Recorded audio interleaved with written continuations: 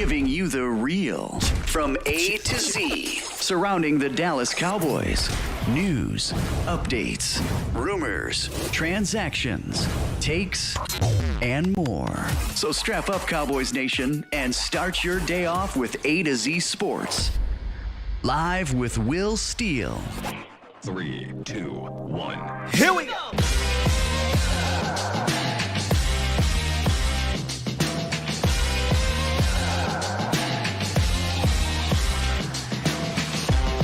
Good morning and happy Friday, Cowboys Nation. Welcome to A to Z Sports Live, presented by the Cochran Firm, Boston Scientific, and DFW Turf. I am your host, Will Skywalker Steele. Boom!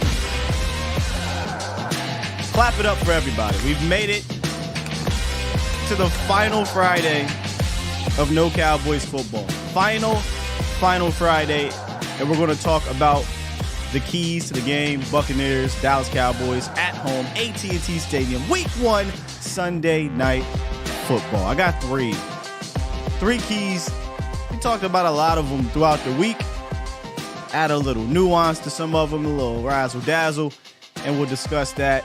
And then in the roundup, McCarthy continues to be coy, playing mind games. I don't know, but he's the opposite of Jerry Jones, and I can't say that I'm mad at it. And also, we got some Michael Gallup updates again, and we also have the injury report that came out. Shoegate. I'll touch on it. I'm going to throw that in the garbage, and we'll come out of the roundup and see what y'all feel about it. But y'all really feel something? We'll see. Shout out to the Bomb Squad in the building. Bomb Squad! Appreciate you guys for being here on this final prep for Week 1. If you're new or if you're not new and you want to find out how to keep up with me and A to Z, just look down there at the ticker, the DFW Turf ticker, your number one artificial turf in the DFW area. Has my Twitter, has the Pulse of the Nation hotline, and also has A to Z Sports Dallas website for you to check out all things Cowboys. Speaking of which, this is Friday. So usually Fridays, I try to, make it about y'all. So I'll give my keys, but we'll also do some bold predictions, and we'll get you guys to call in if you want to. 351-999-3787 is the call-in line, and already got my guy on the horn. Hold tight, Fresh. Let me come out of the roundup because it's been a minute since I talked to you, so hold tight. Before we get into the roundup, though, real quick, y'all check out the game yesterday. We're all rooting for most of us was rooting for the Bills yesterday, and they came out and just stomped the Rams 31-10, and I think one of the more fun defensive games. I had wrote on Twitter, when I say defensive games, I mean the offense. Josh Allen is an alien, and they look great, but the defense came out and got 7 sacks, 4 turnovers, was pressuring Matt Stafford all game. Von Miller looked amazing. The interior looked great. The safety. I wrote on Twitter, I would like an order of that on Sunday. Maybe I'm being greedy. But I'd like an order of that on Sunday. If we do that on Sunday, I can give a damn what's going to happen on the other side of the ball. So, I kind of was looking at that game from a defensive standpoint for the Bills because I always thought their offense was going to continue to click, and that's exactly what it did. Gabe Davis picked up where he left off. Josh picked up where he left off. Diggs. There was a stat that came out. I wasn't going to be petty today, y'all. But PFF, you know how I feel about PFF. I love their stats, hate their grades. I am curious what they have to say about what happened yesterday in regards to Jalen Ramsey. And I don't want to do this every week, but this is the week to do it. We ain't played yet. It is what it is. I saw a stat. Jalen Ramsey gave up, 7 receptions, 7 targets, 100-something yards, 158.3 quarterback rating, and 2 tutties. I just hope they write 15 articles about that game. That's all I'm saying. And I'm going to leave it at that, Cowboys Nation. I'm going to leave it right at that because I don't want to get too petty. But I don't like how they did my guy Diggs last year, so we'll see what happens this year. Now, Diggs has his own matchup we'll get to on Sunday with my guy Jesse Holley, in regards to Mike Evans, but I think he matches up better with Evans. I just know Diggs when it got burnt like that with his brother. But we'll leave it at that. We'll leave it at that. Hey, Fresh, you know what? I'm going to get you in here after the roundup. Let's hit the roundup. It's time! It's time! It's time! It's time. It's time. It is time for It's time for the morning roundup. Round 'em up, boys.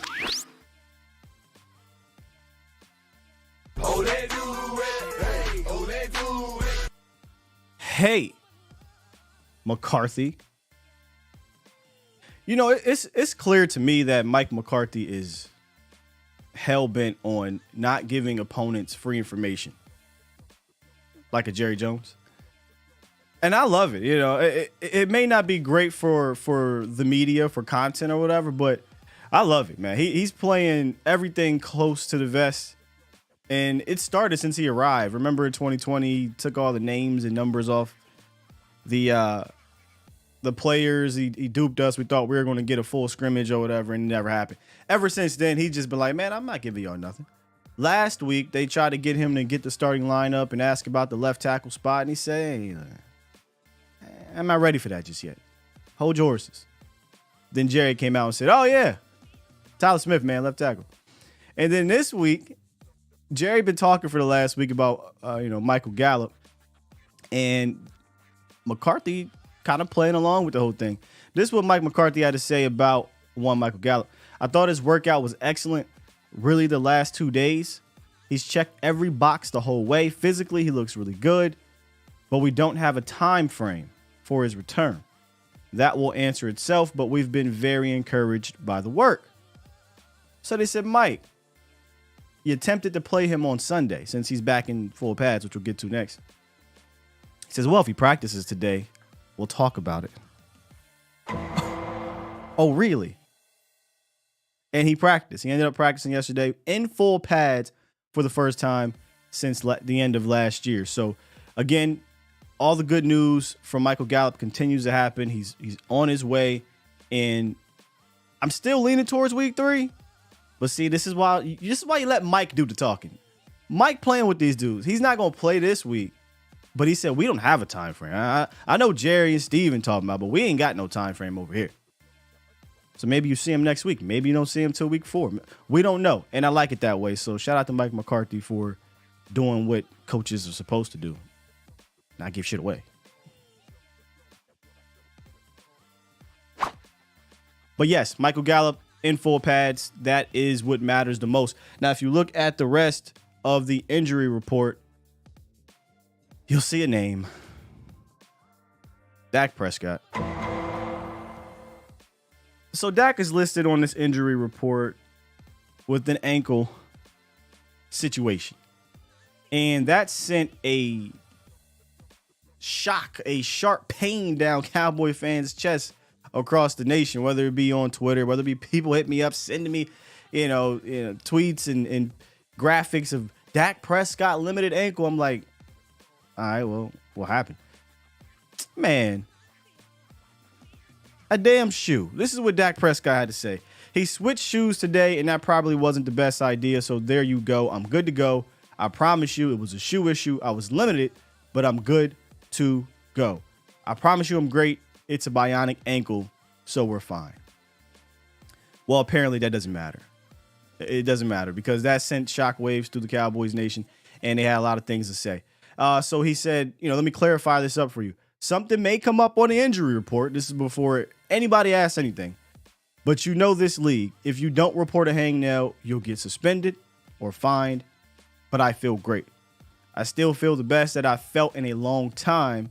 It's not even comparable to where I was last year going into this game. I'm honestly just excited to play football. So they asked him, well, is the shoe issue going to limit you on Sunday? He said no, not at all. Not a chance. So I don't know if that's going to make you guys feel better about the whole situation. I don't know if some of y'all like me weren't even alarmed with this situation.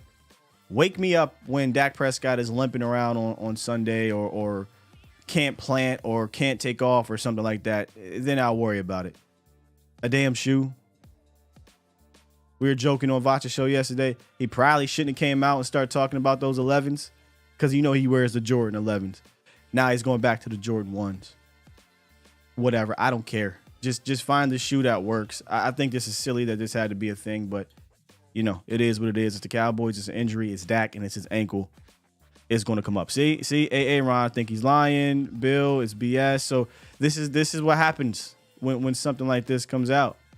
There's a fear in Cowboys Nation on one side, and the other side is, I'm not worried about it. I'm more so ain't worried about it until I see something wrong.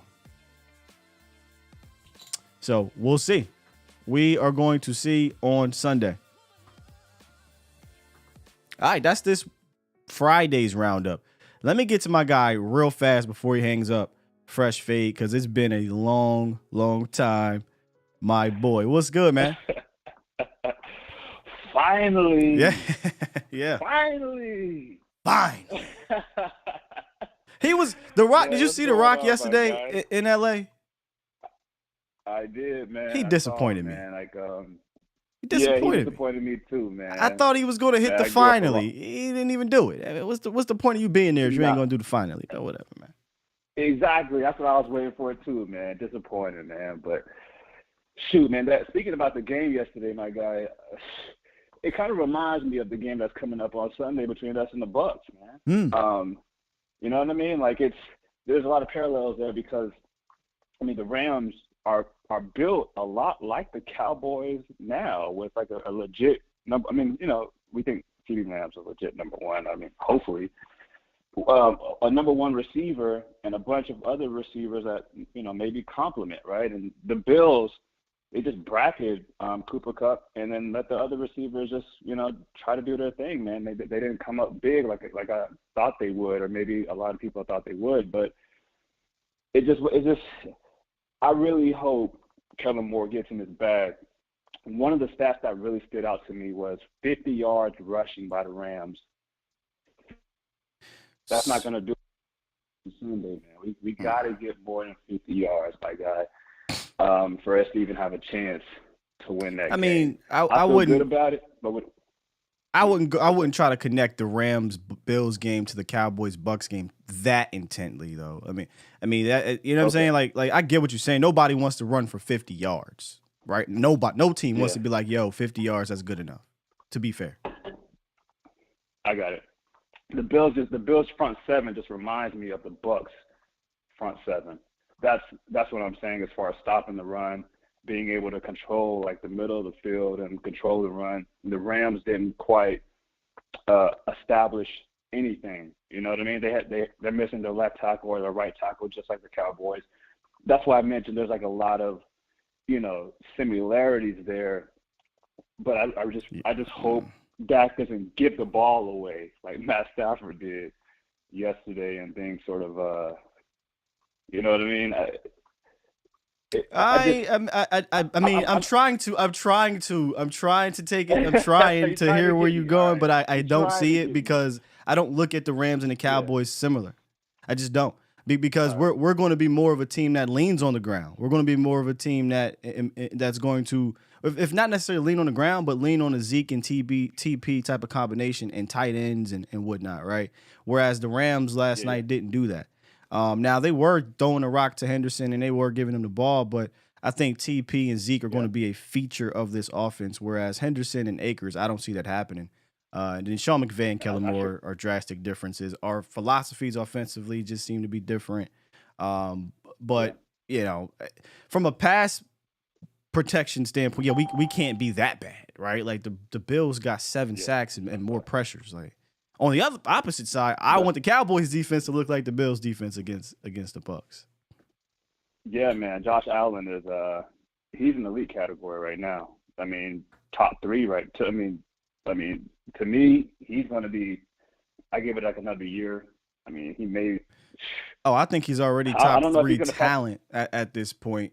I don't know that there's 3 other quarterbacks more talented than Josh Allen in the National Football League. So it's just going to basically be about what he does in the postseason for the rest of his career. He's got the talent, and now because he's becoming older in the league, he's seeing the game much slower, and that's dangerous for a guy that can just flick his wrist and throw it 50 yards, 60, 70, 80 yards down the field. I've been taking a look at, Malik Hooker throughout. Sorry, I'm switching gears here. I've been taking a look it's at been Malik a while. Hooker throughout training camp.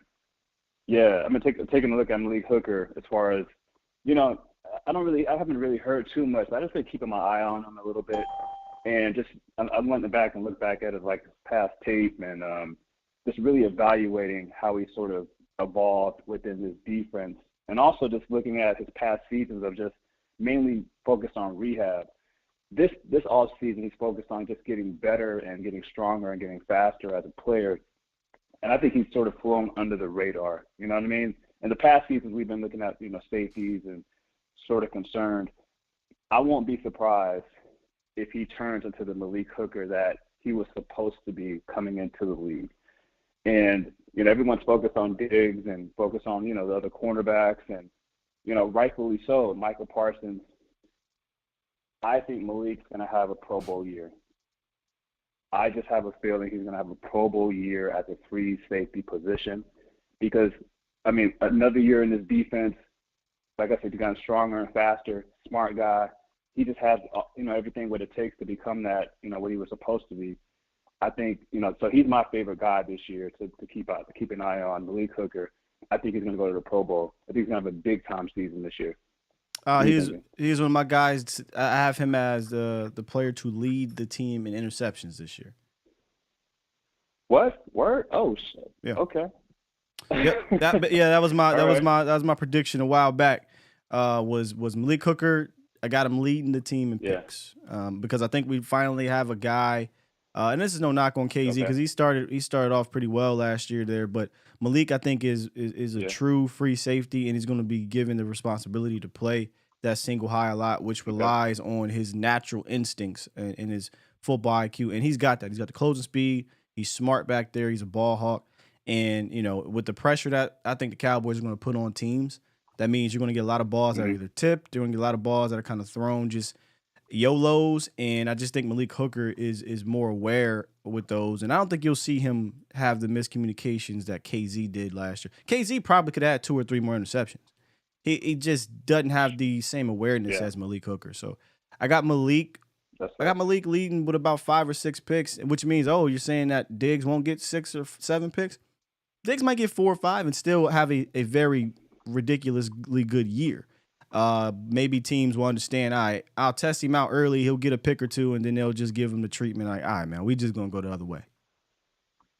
I think Diggs is going to get 2 picks on Sunday. That's what I think. I don't even think he's going to go that way. He only threw his way. Really? He only had 3 targets last year against him because that wasn't the matchup. The matchup is going to be last year it wasn't the matchup. It was Godwin and AB and Gronk. It was like, why would I force it to Evans if dude is playing well over there?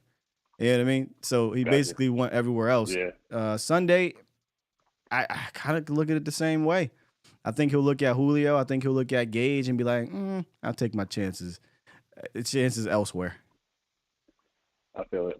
Last thing, man, as far as predictions for Sunday, 31-17 Dallas.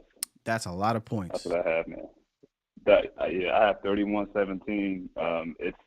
It's a statement type of game. They got to come out and make a statement. I mean, that's the score that I would want. At the most, I think the Bucs will probably do 20. The Cowboys defense, they're going to show what they really are. I think it's going to be lockdown season for a lot of, and then of course with Brady with his off the field stuff, but he sort of, knows how to compartmentalize and make that sort of go away when he gets on the field. But yes, Tom. But I'm saying 31-20, 31-17 final score. It's a lot of points.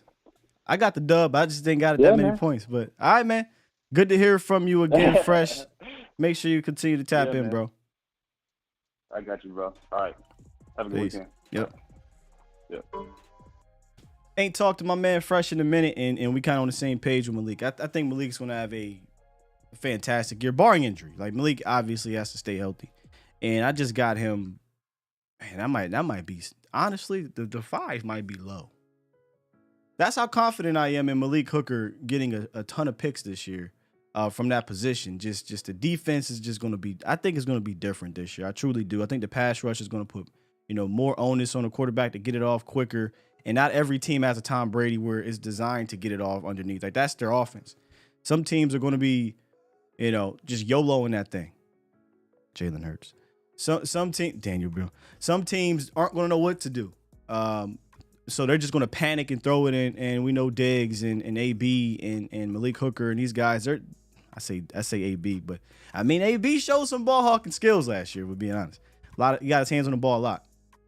But I think Malik Hooker will. And so maybe he leads it with 6 picks. Maybe I think the last time a safety had that many picks, y'all can fact check me on this. Go look around. Gerald Sensenball. I think Gerald Sensenball had like 5 interceptions at free safety next to Barry Church. I want to say it was somewhere in like the 2010s or something like that. It was somewhere around there. So I got Malik doing at minimum that. At minimum. I mean, I'll try to make him a mod when I can figure out how to get there to make him a mod. But I'm gonna do the show first, bro.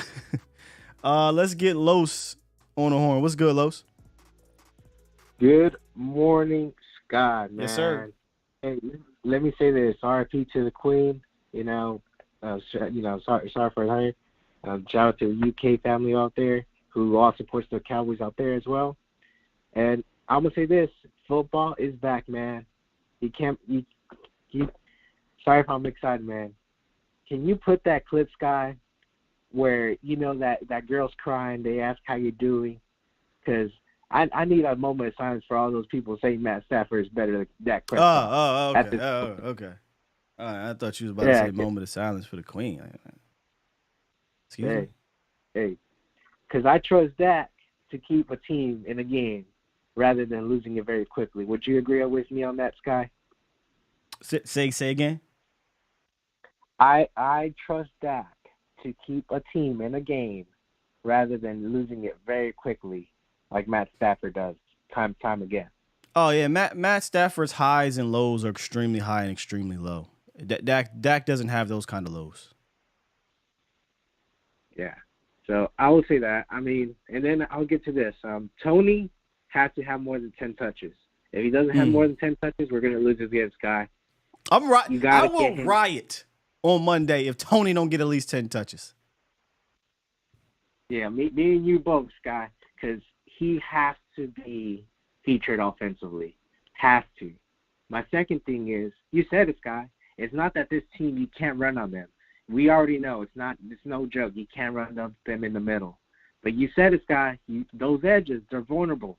And I'm interested if they put Turpin in a sweep or option in the backfield just to put him in open space. See how they match up offensively. And last thing, Sky, lock in on your opportunity. One thing I saw from the Bills is set the tone early offensively, and that is starting with a touchdown right out the gate. And now, they didn't look back from it. So if Cowboys can manage to set the tone early, whether that be offense or defense, I think we have a good chance of winning this game. And let's put Tom Brady in that retirement home, because that he needs to go see some marriage counseling, because I don't know what's happening over there. So that's all I got to say, Sky. How about them Cowboys? And I'm ready for week 1 Sunday. I got Cowboys 28, Buccaneers 21. Peace. My guy, appreciate you, Los. That's Los. That was Fresh, who have started off on fire with the Pulse of the Nation hotline, presented by the Cochran Firm. Since 2005, our guys Larry and Brian have been holding down the DFW area community at the Cochran Firm, fighting for you. Their attorneys, they handle all their civil cases on a contingent fee basis, meaning if they don't win, there is no financial recovery, okay? And they handle things like fraud, automobile accidents, wrongful death, personal injury, anything you could think of. So if you guys need some legal counsel, please do me a favor and hit up 1-800-THE-FIRM if you want to call in, or you can visit CochranTexas.com to schedule your free consultation today.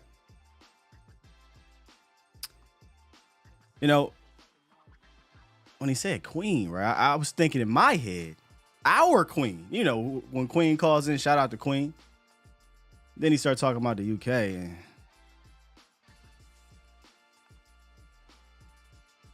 all right, just leave it at that. Just gonna leave it at that, okay? But you scared me a little bit, Los. I thought you was talking about our Queen. You talking about that one. All right, let's get into my first, because the phone lines are starting to get jammed up. So let's get into my first key to the game. And I think it's the key that we all can agree on right here. And it's pressure and rally. What do you mean by pressure and rally? The pressure part is the easy part. We've been talking about pressuring Tom Brady since we saw the Tampa Bay Buccaneers game dropped on our schedule. Since we saw it. But I think putting pressure not on Tom Brady, but on their receivers as well. I think if you pressure these guys at the line of scrimmage, you're physical with them at the catch point. Hell, even if you get a little physical downfield, make them throw them flags, a la Legion of Boom. Make them throw those flags. I think it'll make Brady have to hold on to the ball a little bit. It throws off the timing. Brady doesn't get in this rhythm of seeing receivers just clean in these zones or clean in man coverage. And all of that matters because then he has to dump it off. And sometimes he'll deliberately dump it off. And that's where I think the team has to then rally. They have to rally and they have to tackle well.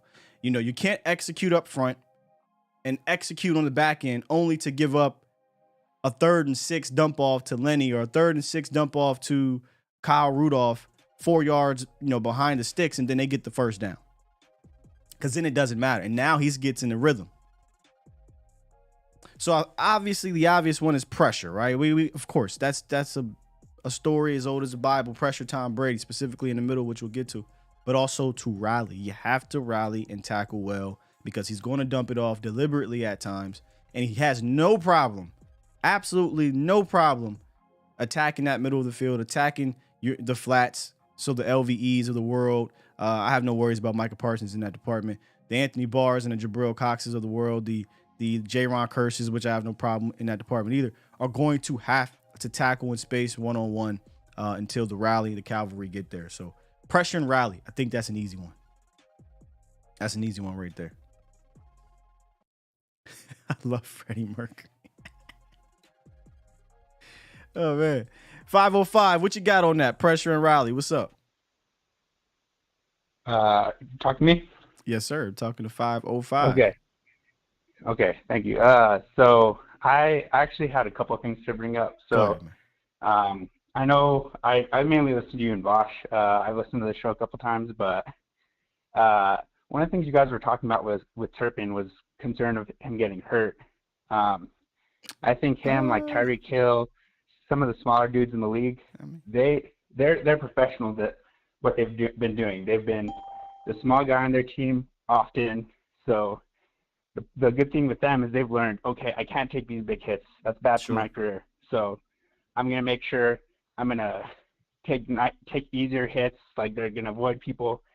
And also just how quick they are. People aren't going to try and hit them head on because they miss, they're gone.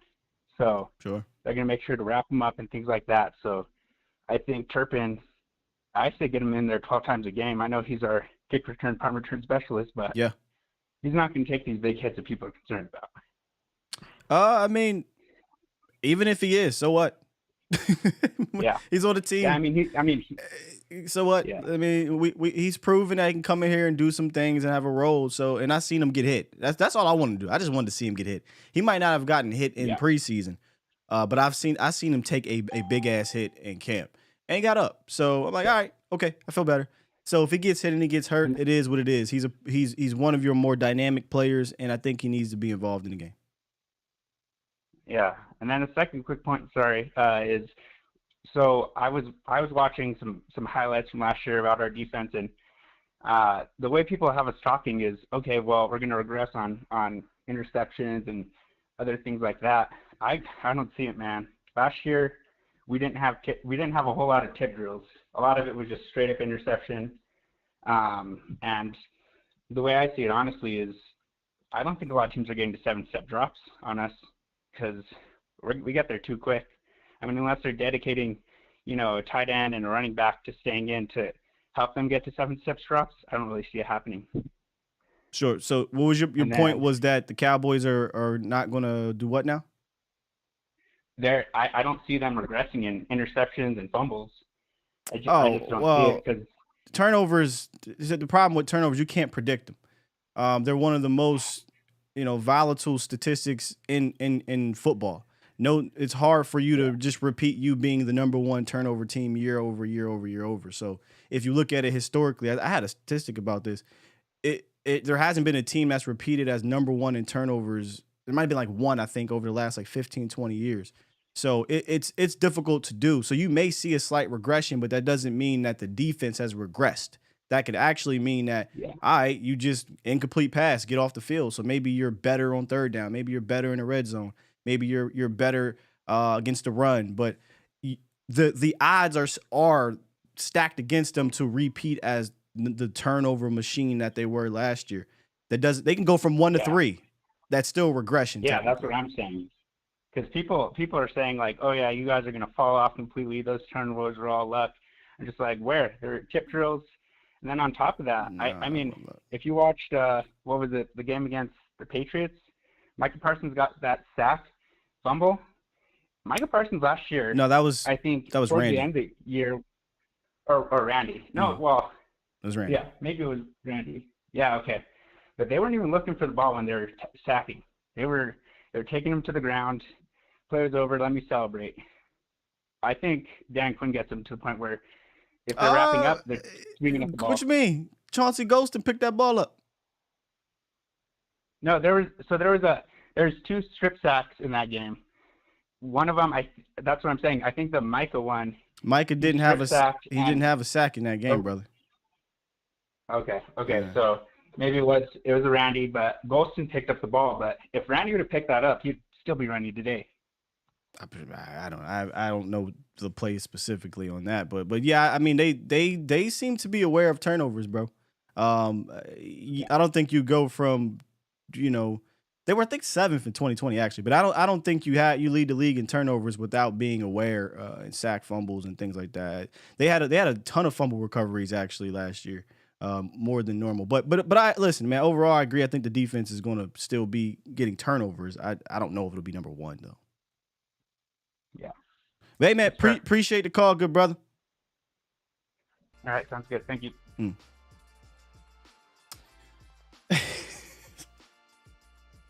Danny. Y'all something else, man. Y'all something else. Yeah, I've said this throughout offseason about the turnovers. I still think this team is going to do well in that department. But if I had to put money on it, I don't know that they'll be number one again. Do I need them to be? Nope.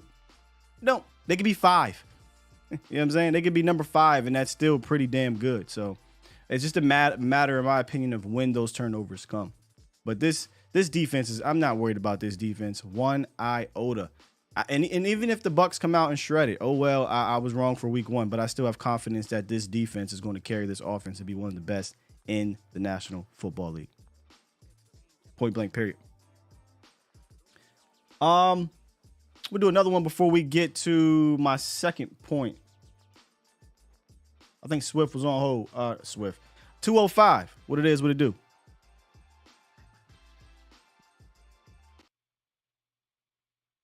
And I don't have my what? 205, what up? All right, 205. We're gonna take you out, man. We're gonna take you out. 920. What's goody? There you go. Hello. What's up? What's up, Scott? This is Carl from Wisconsin. I gotta switch it up now. Carl. What's up, Carl? Hey man, I got my prediction, but I want to say this about this scare I got from Dak. You know, when you already having heart palpitations, and then you hear that, and he say he's fine and everything. It's not that he say he's fine, but I'm gonna be hearing this all year long about this ankle for the, through the social media, through the people talking about his ankle, all on sports and all. And it's just like, man, I know you don't supposed to have anything like that because I guess you get fined or suspension or whatever. But I'm just, man, that's just I'm still thinking about that. So I forgot to ask y'all, so I'll ask now. Are you worried about that ankle shoe thing? Yes or no? Yeah. It's in my head. It's in my head. I can't even say that I blame you due to it's his ankle, but see, I got to see it. I got to see that something is truly wrong before I panic about that. Giving the explanation. Well, true. Yeah, true. It's just I've been waiting for this game, and I'm just like to get this first game out the way and win it. And then I feel a lot, a lot more comfortable. But yeah, I just it is what it is. Football comes in injuries, but it's just bothered me to even hear him even in the injury report. Well, get ready. You couldn't have been a Patriots fan then because Tom Brady was on the injury report every week, purposefully. Yeah. Bill Belichick did that purposefully. Yeah, I hope everything is. I'm confident for what he was saying, and he said, "Please, I'm okay. I'm fine." But one thing I wanted him to say, hey, if you guys want to write every week about my ankle or whatever, that's on you. I told you I'm fine. I'm gonna be out there. He did. He quote. I will quote him. He said, they asked him, "Hey man, do you think this shoe issue is going to limit you on Sunday?" He said, "No, not at all. Not a chance." Okay, and I heard that, and it's just not him. I mean, anybody else but Dak. I don't want nobody to get hurt, but not Dak, not him, because I believe this year he looks good. He lost a little weight. He's slim. He can run a little bit. And I just don't. And if he on the injury report, I can't help that. I mean, that's out of my hand. But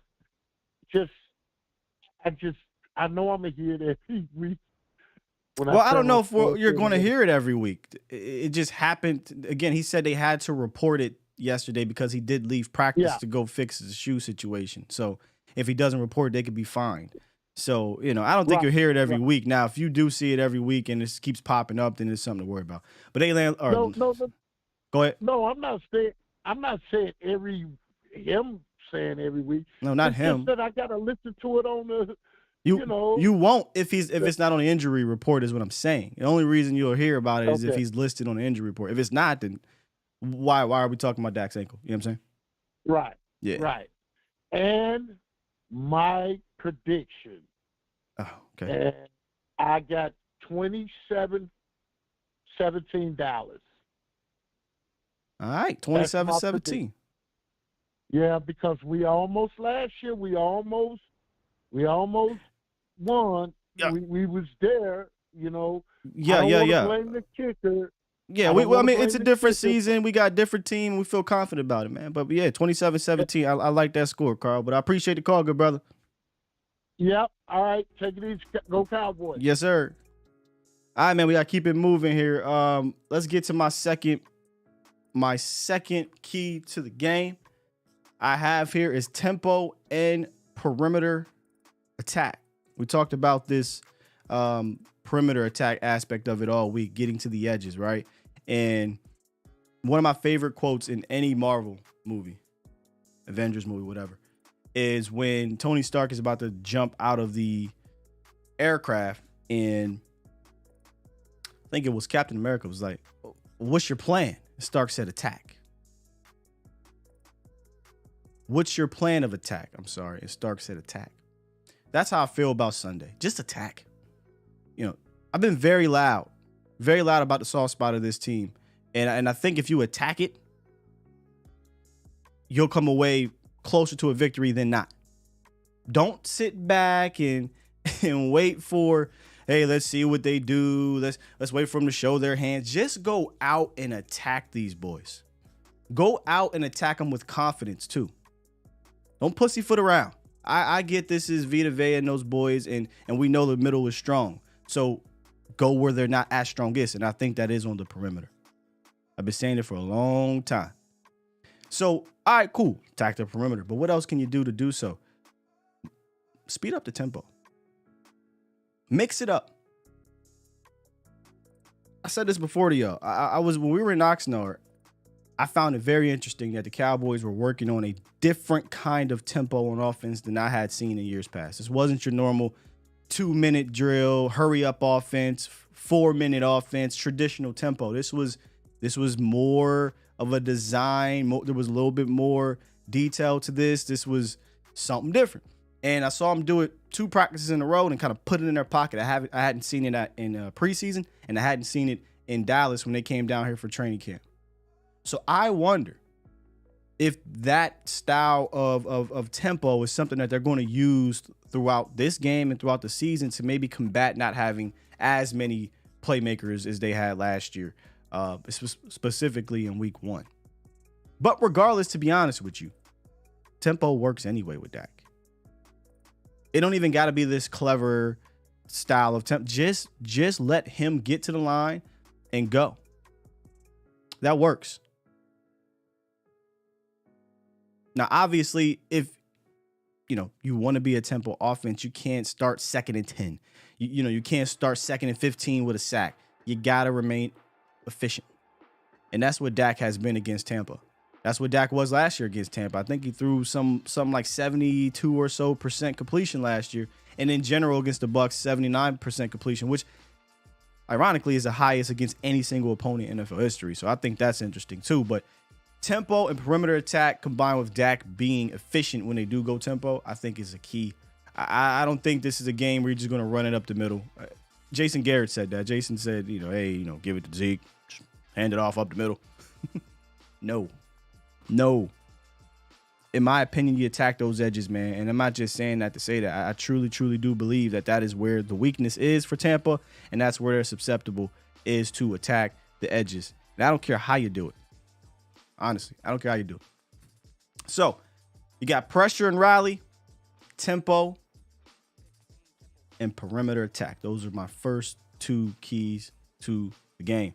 All right. I think it was Landlord that was trying to get in here. He said he in the Boondocks, though. Landlord, we got you? Yeah, what's happening with you, Scott? We got you, brother. What's good? Not much, man. Just chilling, man. But I was just saying, like, I like them keys you said, man. Like you said, we crank up that tempo, get Big Vita Vea to huffing and puffing. Right. That's going to be good, man. We got to get them big boys moving, make them run horizontally. You know what I'm saying? I wouldn't be, call me what you want. I would run away from him. Like, I don't care. I mean, he a problem, man. Yeah, a problem. Yeah, make him chase you. Make him chase you. You're gonna run right at him. We've seen what would happen in that situation. Some people might have too much pride. Like, y'all, you don't want to face them head up. Like, hey, I'm trying to win. Yeah. I might run away from him. I might run away from him, man. Vita is a problem, man. I can't lie. But I know you heard that interview, man. He said something very interesting. I don't want to go too off topic, but it's about what he said about the offense, in my opinion, man. Like, what you got? He sounded like he said that Kellen is gonna get the big time guys the ball in big situations. Oh well, that's go a lot. Back and listen. That's a lot of lip service. I don't care about that. That's lip service, fam. We've been hearing that for how many years? For 3 years? Yeah. We'll see. We'll see it when it happens. We'll see it when it happens and when it matters. Actually, it definitely sounded like cap, but I surely was hopeful after hearing that, and I said no lie. you know how we went back and forth about Coop, man. If they just burst out here and just give CD the Lamb the ball 20 times and he be on fire, we gonna know it was just some. We already kind of know, but we gonna know for a fact it was personal with Cooper, man. Cause Cooper has 17 targets in week 1 last week for 13 receptions and went off. So I mean, he went off against he got those kind of targets on the opening week. What happened between? And it just dwindled away. Yeah, what happened between then and the rest? You know what I'm saying? So I don't know if there's going to be much to make about it. Getting CD Lamb the ball, like you have to. How do you go into this game with CD Lamb, Noah Brown, Simi, and those boys, and you like, hey man, six targets to CD Lamb? Like you gotta feed him the rock, and I think they will. That's why it stood out so much, because Dak said something along the lines of, "We're not going to force it." He said something along the lines. You know, I don't have the interview right here, so I don't want to quote the man, but Sure. He said something around in that area. But Micah interview was very interesting too, man. That guy makes you just want to go play. Like, I don't know if I could watch him live because I might be on the field. He might have me on the field. Man. Special dude. Micah interviews be different, man. And like, this is my last tidbit. I don't want to talk to the devil, but we know our defense was good last year. And you know what we seen from Micah, that was baby Micah. That was Micah not even wanting to make too big of a impression in the room, Micah. Like, he said he was a rookie. He don't want to even step on nobody's toes. Now, this is Micah that's like, hey, everybody know who he is. He that dude in the locker room. And, like, this is the type of player that takes us over the top. Like, now you got a talented defense all across the board. In my opinion, we don't have many weaknesses. When you add somebody like Micah, bro, that's what I'm saying. When you add somebody like Micah on top of that, that's what raises your ceiling just ridiculously. Like, it's no limits to what this defense might be able to accomplish. If Micah come out there and improve at all, or if he just be the same dude, it's going to be a wrap for a lot of teams this year, man. That's a plum. Like, I can't wait to see these boys. If people raise their game around Micah, that's where this defense has a potential to hit a level that we hadn't seen in Dallas in quite some time, man. But hey, landlord. And Micah, this the last one. Micah named Quinn Bohanna too. Like, that one was crazy to me. He mentioned Quinn Bohanna. But appreciate you though, Sky, man. I appreciate you. All right, dog. Appreciate you, landlord. All right. Yes, indeed, man. This defense definitely has, in my opinion, the potential to be tops in the league. And elite, use the term elite defense. It was elite last year in a number of things, so it's hard to say it wasn't one of the best last year, but it wasn't. I don't think it was one of those defenses where it can carry you to the Super Bowl. Like, it was close. It was close and almost did. When I say almost did, it obviously didn't win the game, but those are the type of games I think a defense does win. And that's not a knock on that defense. Micah coming off of COVID, you really weren't tight on the interior. It is what it is. You know what I mean? But I think this defense is better. So I think it has a potential to carry this team if the offense can just be respectable enough. I do think this is a Super Bowl caliber defense for sure. Now, the rest of the situation, coaching and all that stuff, that's to be determined. We got a couple numbers I don't know. And I think this is Mr. What do you call yourself again? What you call yourself again, bro? Mr. What's your little nickname thing? Mr. Unpopular Opinion. Unpopular opinion. Yeah. Mr. Unpopular Opinion. What's your unpopular opinion today, man? I'm gonna say the keys to success is okay. I'm gonna paint a picture for you real quick. Yeah. Remember Captain America in Endgame, right? Yeah. When he's by himself, he's getting his ass whooped, but he tightens his shield and he says, "I'm about to fight all y'all by myself." But then all of a sudden, all those portals open up. On your left. Right. Yeah. On offense, CeeDee Lamb is Captain America. Simi, Schultz, TP, these guys are going to have to walk through that portal. and battle with him. And on defense, it's the same thing with Michael Parsons, Osa, Trayvon Diggs, Hooker, Javon Curse. These guys are going to have to step through that portal and help these guys out because they already tighten their shield, but they can't do it by themselves. 100%. Yeah, nobody can do it. Definitely can't do it by yourself in this league, man. So I love the comparison, but I hope these dudes play like, Black Panther and, you know what I'm saying? Miss Exactly. Yeah. It's going to be the others. The others got to step up or it won't matter. For sure. Yeah. 100%. Nobody can do it by themselves. Nope. But all right, man, appreciate the call. Sound like he had to go. Oh, my bad. Sound like he had to go there. All right, let's get to my third and final key to the game, and we'll finish off in the chat and on the phones. Micah and the middle, not Micah in the middle. We did a segment about Micah in the middle last year at some point, but this is Micah and the middle. And the reason why I say that is because we talk about the pressure on Brady earlier in the show. We talk about quick pressure on Brady because they're going to get the ball off quick.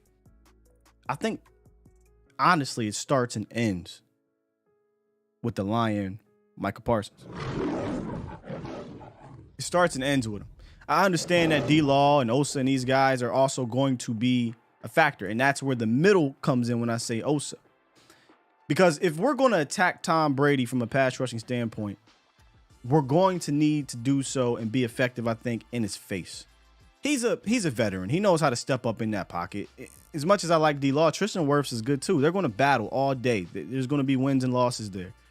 Donovan Smith is the side that I would attack with a guy like maybe Sam Williams from time to time because of his speed, but definitely Dante Fowler.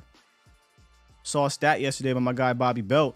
Dante Fowler has the most sacks on Tom Brady over the last 3 or 4 years. Dante Fowler sacked Tom Brady last year, got to him a bunch. And he gets off the ball. Him and Mike could probably get off the ball the best on the entire team. So if Dante is going to make it tough on Donovan Smith on that left side and whoever else is over there, really, that means Tom's going to step up. So Osa, Micah, Neville, Bo, Tristan, all those guys are going to have to play extremely well in that middle of the field because what you cannot do is allow Tom Brady to get comfortable and step up and just pick you apart across the middle of the field. And not just those dudes blitzing, but behind them, the linebackers, the safeties. You can't allow that middle area to be a soft spot for Tom to fall back on. Because when I was watching the tape, I did notice that a lot. Tom gets pressure. All right, cool. Dump it right off in the middle of the field. If he doesn't get pressure and we're in a zone, Antonio Brown is getting chunk play. Chris Godwin's getting a chunk play. Gronkowski, chunk play. So we've got to protect the middle of the field. And I do think there is an advantage, though, at least at the line of scrimmage. There's an advantage because, first of all, Mike is an advantage every week. But their center, Robert Hainsey, second-year pro, young guy. He's not Jansen. The rookie guard, Luke Godeke, a rookie. He ain't Alex Kappa. All right. So there is an area of that middle of the offense for the Bucs to attack, and I hope they do attack it because if they do so, I think Tom will be on his ass all day. Go watch I think it was the Saints-Bucs game last year, man. They pressured Tom's ass all day, and he just could not get in the rhythm. And you can put that on there if you want. Keep him out of a rhythm. I think you win this game defensively. I don't even think I know our guy said that they don't need the offense to score. I still need the offense to score. But I don't think you're going to have to score a ton of points if you protect the middle of your defense. It all starts with that for Tom Brady. Everything else falls off of it. You want to get deep shots? That means he's got to be able to step up when there's pressure. And he was able to do that last year, and you got hit with a Gronkowski on the sideline. You got hit with an AB deep. You get hit with an AB across the middle, et cetera, because you gave him the time and rhythm to do so. I personally don't think he'll get that time and rhythm down in, down out.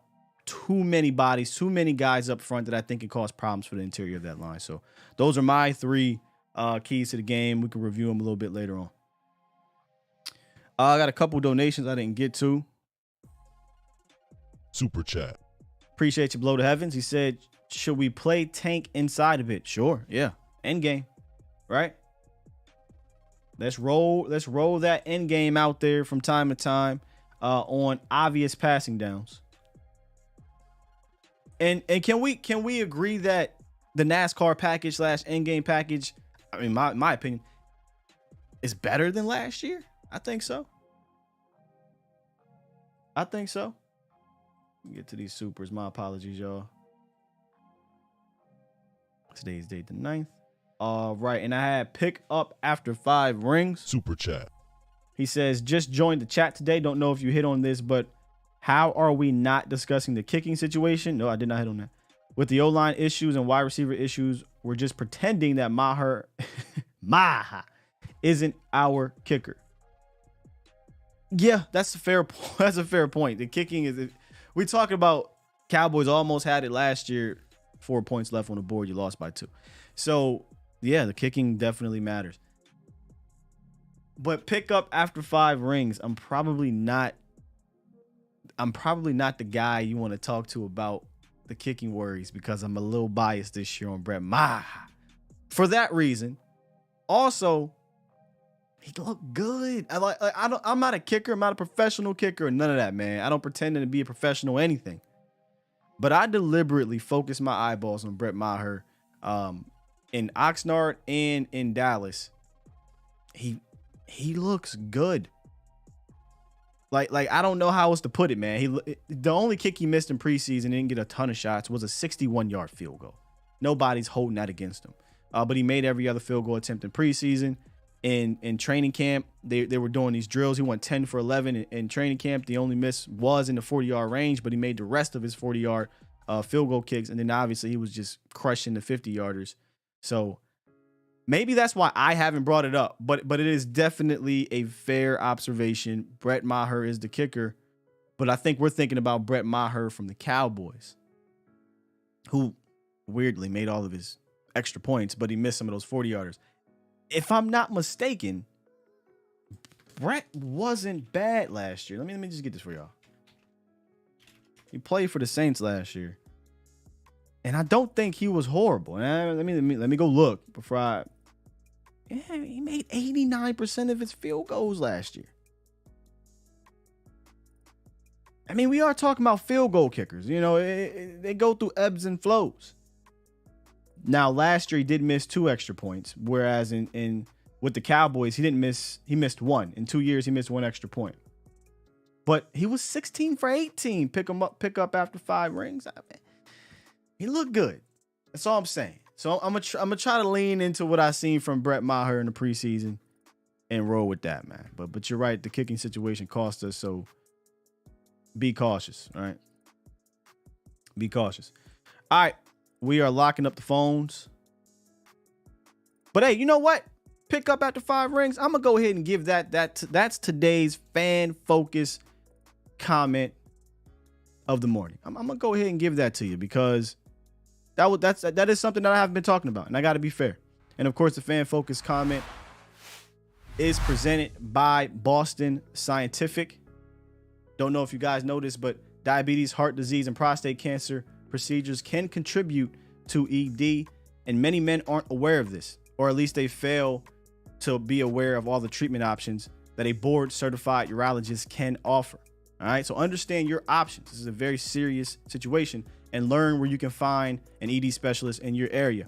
If you got questions, hit up edcure.org to get the facts and find a urologist in your area. Again, that's edcure.org, sponsored by Boston Scientific. All right, now the donations are just flying in here. So let me get to these donations before I get back to the super chat phone lines here. Sully, appreciate you. He says this end game package, this end game package with Sam and D-Law inside, Fowler and Micah or Osa inside, Barr coming down as old head would say, coot. Lord have mercy. I got that part. Lord have mercy for sure. Yeah, my end game package I think I presented to Vach was D-Law, Sam, Micah, and Dante. Those are my 4 rushers up front. Now you can go even further if you want to put Anthony Barr on the field behind him and whatnot. But that would be my kind of favorite end game. Now, if we're just talking about mixing it up, yeah, you throw Osa in there because it's not all ends. But yeah, I love that thought process there. Landlord Super chat. Appreciate you, dog. He said your chat is hilarious. They flaming me. Said I'm really from Guam. Listen, Landlord, you know how it is in here. I ain't gonna lie, I'm getting cooked. You in here enough to know how the chat be, dog. So, some folk might get in here and might be a little worried about getting on the phone. But listen, if you can laugh at yourself, you're good. You're good. Michael for LT, appreciate the donation. Super chat. He says, if J. Lou don't play, how do you feel about AB going into the slot and having Joseph play outside? Actually, Michael for LT, I feel good about that. Honestly, shoot, I might even feel good if they throw Joseph or Deron Bland on the outside. I think the outside, and follow me and let me know if y'all ain't jiving with this, but I feel like if you got the boundary to assist you, it makes it, now I hate to use the word easier, but I feel like you can be more comfortable as a young corner. Speaking of Deron Bland, now he's already been out there. Kelvin's played in some meaningful games last year. He should be a little bit more comfortable. But Deron, he hasn't played in a regular season game yet.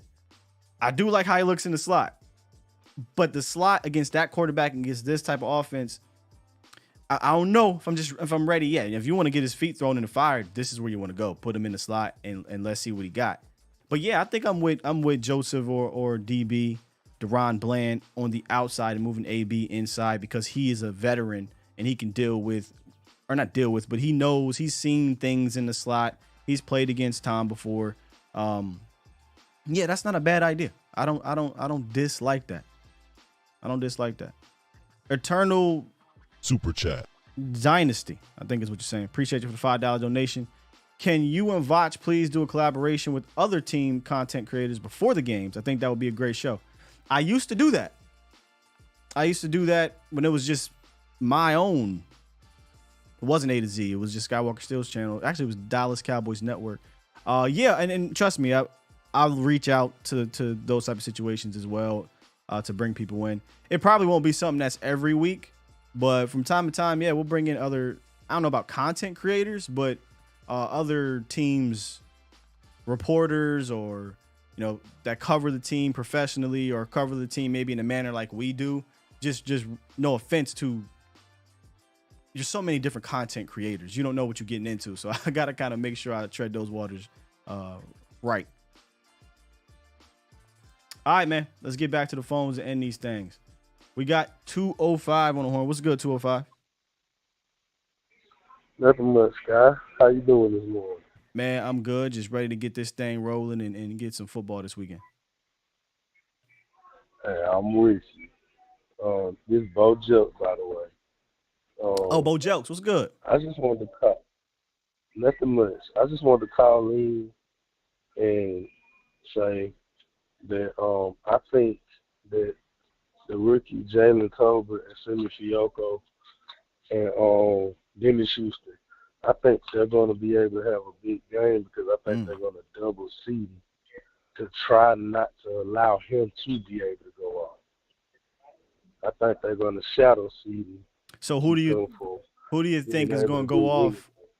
You think all three of them are going to have a big game, or you got one of those three dudes? At least one of them. Okay. But I think all of them could have a chance because of them doubling or shadowing CD. My hope is that they move CD around and they still get CD the ball. What I don't want is them to be like, all right, yeah, we'll let Tolbert and Simi and Dennis Houston go off, because going off for them might not be game changing. Where if CD goes off, that does change the game. I don't want it to be similar to last year where like, here, Dalton Schultz, have it. Here, said Wilson, yeah, you can have a good game, but as long as these guys aren't having a good game, we can live with that. So I'm still hoping somehow, some way they find a way to get CD Lamb the ball, and then go off of that. Yeah, I think I think they're going to use CD with a lot of screens and motion Attack to those try edges. to prevent the doubling.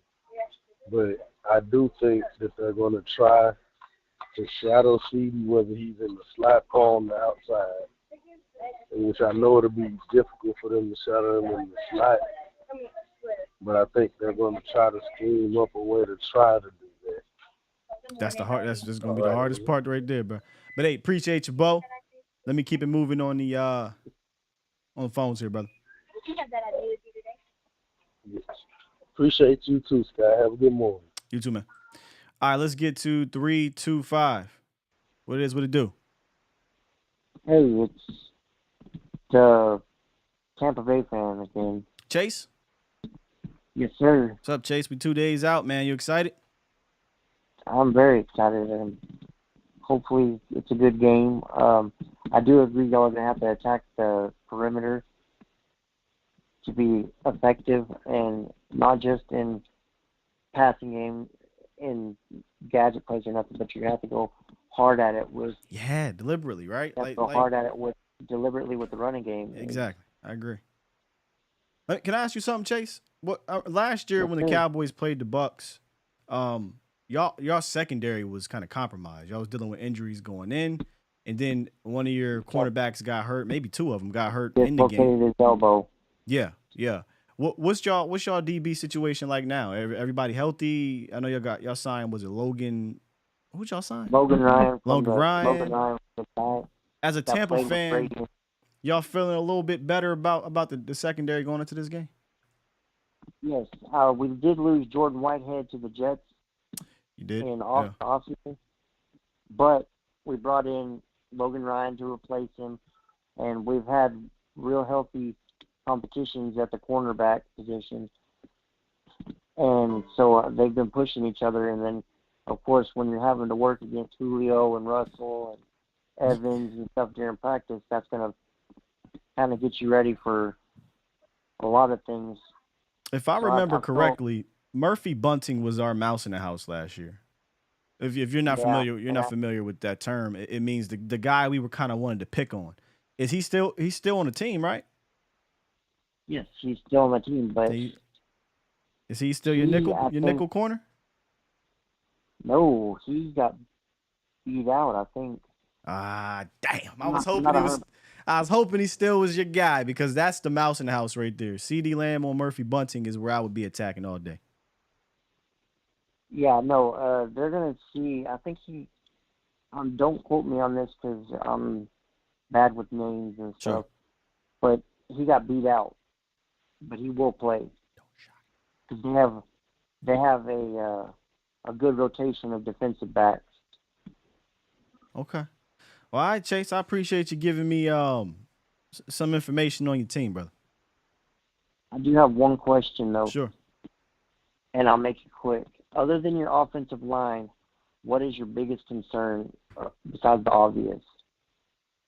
It would be the receiving position. All right. Like last year, the Cowboys had an advantage there. Like that, I felt. Yeah. I was. A lot of people kind of wrote the Dallas Cowboys off in that game, and which was wild to me because I'm like, hello, do you not see our offense? Is it because y'all worried about Dak? Yeah. Whatever. I felt good about it because I felt good about Amari Cooper, Michael Gallup, CeeDee Lamb. I didn't think y'all could match up with that, and y'all didn't. But this year, we didn't at all. Yeah, I think you can match up with it. So my worry is that if it's the same type of script as last year, like say Brady gets out to a fast start, say it's 10-7 or 10-0 or 13-3 or something like that. My worry is that Kellen kind of gets tight and doesn't realize that he still needs to maybe give it to TP on the perimeters and these other guys, and he just says, all right, now we got to throw this thing. And now we're talking about needing Noah Brown and Dennis Houston and Simi and these guys to play up to par that Amari did and Gallup did in that game. So, that's my only other worry besides the offensive line offensively is, do we have the perimeter players to keep up if we need to? There wasn't a game last year, not one. I went into the game like I'm worried about keeping up. I didn't worry about that. No. This year, no. Week 1, I do worry about keeping up. I wasn't worried. I wasn't I wasn't one of the fans sold on, oh, the Cowboys can't keep up in the shootout because y'all did have dangerous weapons. And Cedric Wilson ended up becoming a little gem for y'all as well. Yeah. Last year we were stupid deep at the receiver position. Stupid deep. Oh, y'all going crazy on landlord. All right, man. Appreciate you, Chase. No problem. Great.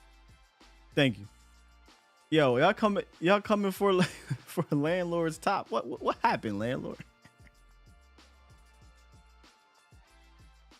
Y'all something else, man. You damn right, Shaq. Did you peep that? Yeah, Chase. Tell me about your weaknesses on your team. Yeah. Yeah. Listen, I did that. I think we did it with the Falcons last year or 2 years ago. We did it with the Eagles. We did it with a few different creators or bloggers or reporters or what have you. So maybe I'll try to bring that back. What's good, Aaron? All right, we got two more. We got 443. Then we're going to end it with Reek. What's up, 443?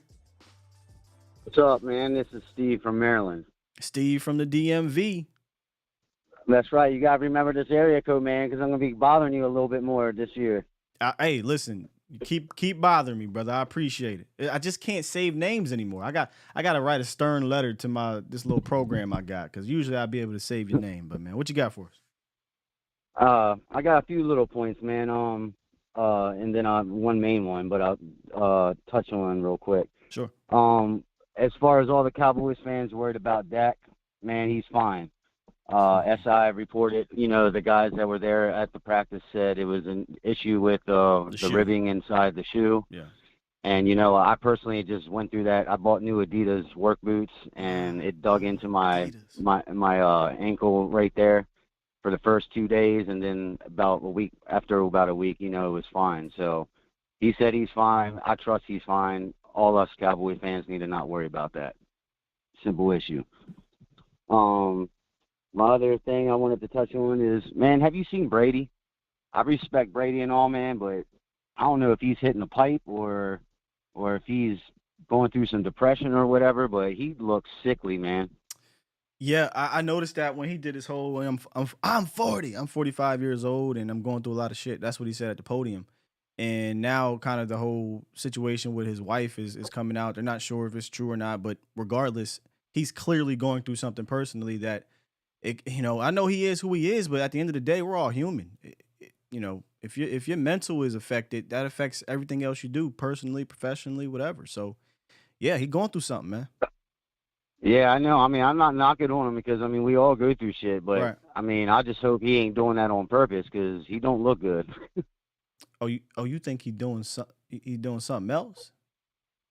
No, I don't see Brady doing that. You know what I mean? He's got TB12, too much over his head, man, to lose. So, but I definitely think it's something to do with depression because I don't see Brady losing weight like that because he don't look healthy and he don't look himself. So it's definitely got to be something really personal. Well, I hope in his personal life everything is fine, but when that whistle blows in between the field, this is what I'm gonna say to Tom Brady. I'm here to tell you right now, we don't care. Let me tell you, we don't care. We don't care about none of that shit, Tom. Sit your ass down and take this L. So, hey. Yeah, man. Also, I'm hearing that, if for any reason J-Lou don't start, or even if he does, that more than likely it's going to be Bland over Joseph. Yeah, and I kind of like that, to be honest with you. Yeah, I think Deron Bland is your cornerback 4 right now. He earned that. Yeah, I think he's better than Joseph. And he definitely can lay the hit on him. I think he's done enough in preseason and camp to at least get the opportunity to show that, right? Like I think he's earned the opportunity to show that, hey, y'all don't need no Calvin Joseph to be your cornerback 4 or 3. I'm that guy. So yeah, he's my first man up from the bullpen. Exactly, and that's what we need. We need players on the field that want to be there.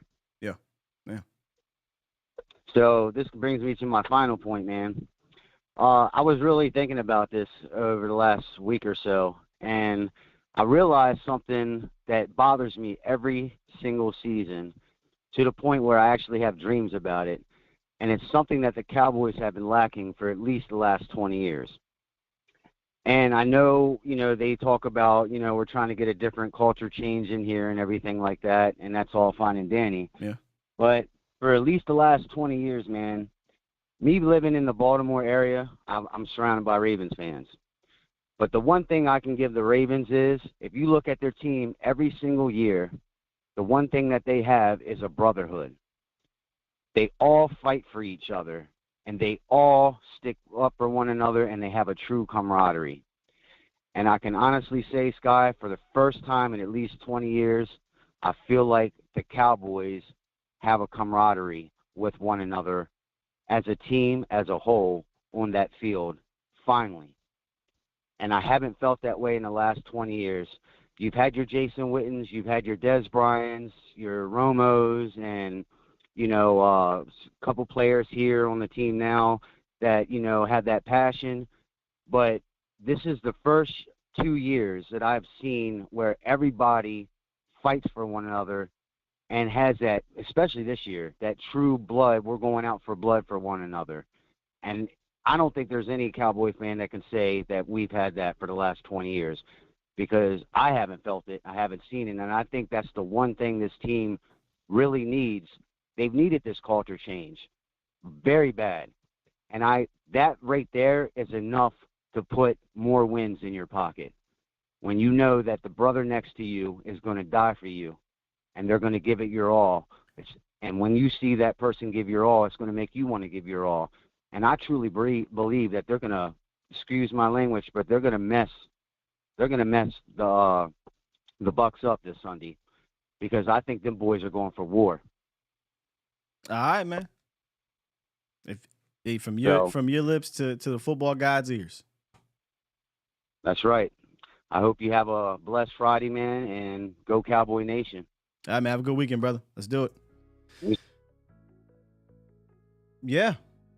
It's a tight group. It was a tight group last year. I'm hoping that helps them get further in the postseason. But yeah, these guys play for each other, man. Dak's a great leader. I hardly ever question the locker room. Even under JG, the locker room, I think, has always been a really solid locker room for the most part. I mean, he had a TO situation going on at one point. But y'all know me. It's beyond that locker room where my questions always lie. And I always truly believe these dudes are going to have to win in spite of the rest. All right, final call of the morning. Reek, what's goody? What's going on, Skywalker Still? Cowboy Nation, stand up, like, share, subscribe, and all that good stuff. My thing is this. Mr. My thing. Yeah, that's my thing. And tell Trey I said it, though. Well, man, Trey with the wrench. I'm watching you, kid. But anyway, yeah, my thing is with the offense, they need to throw Turpin in to throw it. I want to see them throw the ball down. I want to see Dak throw the ball down the field at least twice to Turpin, even if it doesn't work. I want to see him throw it down there, just to put the threat out there. Like, you sleep, I will throw it deep. You know what I mean? And my other thing is, like, with this defense, let's pressure this dude, man. Like I said yesterday, I don't care if he gets the ball off, hit him, rattle him, make him move. Because Tom Brady gets frustrated when he has to move around. If he can't just step up into that pocket, he's not comfortable enough to step straight into that pocket, he's flustered. Hit this dude, even if he completes the ride. Yeah. Slow down the run. Even if you can't stop the run, slow down the run. And make Tom Brady have to really think. You know what I mean? To where it's like, I got to get this ball out of my hand 2 seconds. I can't even sit back here. That's what I want to see. I want to see them have a total collapse of that offensive line, because that's going to help everybody else in the back. You know what I mean? And another person I'm really watching and looking at Who that? is LVE, man. I want to see if Tom is going to pick on this dude. And if Tom picks on this dude, there's no reason why we should have got rid of some of these other young linebackers on this team and waived them and let them go, or waived them and put them on the practice squad. I understand that LVE, he's a first-round draft pick, but the league showed us that he's not that valuable. He's okay. You know what I mean? But if he can show up a little bit, give us a little bit of what he did last year at the end of last year, okay, I'm cool with that. But if he started looking like the slow moving LVE that can't turn and when somebody throws something in front of him or run to the play behind him, yo, man, we need to get some of these young boys up in here to take that position, you know? And well, that's my whole thing. And yeah, if that's your whole thing, I would like to interject. You got another one? Go ahead. Yeah, you got another one? My other thing is we can't just give up on Kelvin Joseph like that. He's a young player. He's obviously going through something mentally, you know, and the Cowboys decided to stick with him. So we can't just give up on our young players like that, you know, even though he was caught up in some real messed up stuff. Yeah. But he's still on this team. Yeah. And we got to let him rock. Yeah. We got to let him rock, you know what I mean? Because we picked him in the second round for a reason. So we got to at least let him get it together, because he hasn't had a lot of snaps out there anyway. Okay. You know what I mean? If we gave a person like we got landed, Brown bro. We got landed all this time, okay. Landed.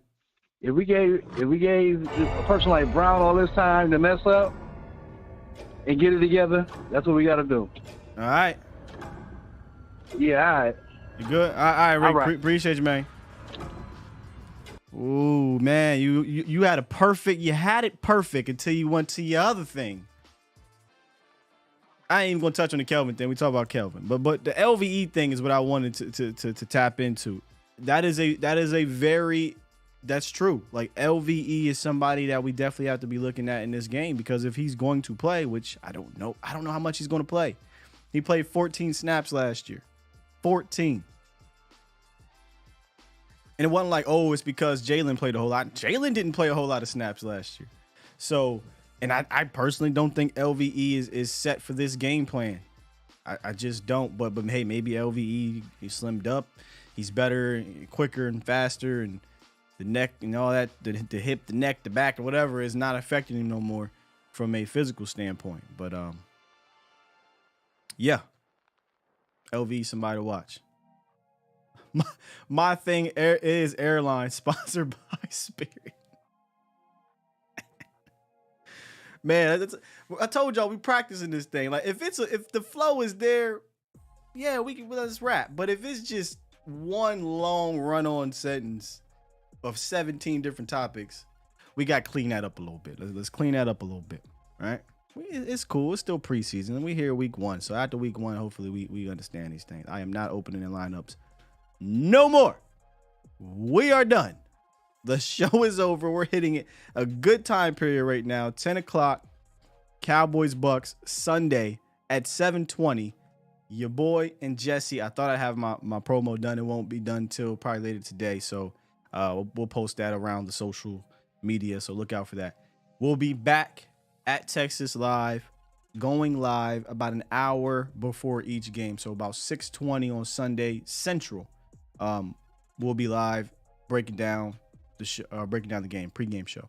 We'll also be doing halftime, and we'll also be doing the post-game show as well. So make sure y'all check that out.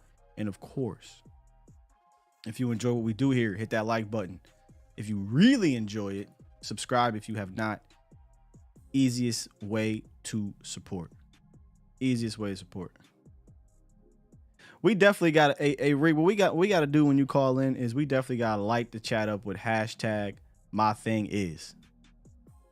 There's only a handful of y'all that got a thing that is certainly your slogan. Hashtag my thing is. I love it. No, I'm not. I refuse. We're good. That's why the lines was open when they was open. They was open when they was open. See, my thing is, Danny, you've got to be able to. Sounds like LV is having what? You talking about, Derek? I mean, but Trey, it's I don't know, brother. It's like when you call in, if you got a concrete hard 1 or 2 points, I think there's an etiquette about delivering that point and allowing the host to either combat or what have you, as opposed to. And I'm just back here like, oh, it's your show now. You know? So that's all I'm saying. That's all I'm saying, Trey. Yeah, I love y'all no matter what, though. So, no show today. No primetime show. Won't be on the volume later. Fridays are off for that. So this is it. I will see y'all on Sunday. Sunday night. I'm ready. I'm ready for it, Cowboys Nation. So with that said, y'all, I'm going to go ahead and press this button, and we're going to get the heck up out of here. All right? It's Friday, baby. Sky, are you doing the invite to the cookout? Yes. When the Cowboys get this dub, we'll have our cookout on Monday. Maybe I'll do some cookout candidates on Sunday. We'll see, all right? But we'll be back. Predictions, all that good stuff, I'll have it for y'all Sunday night. We out here. Love y'all. Peace.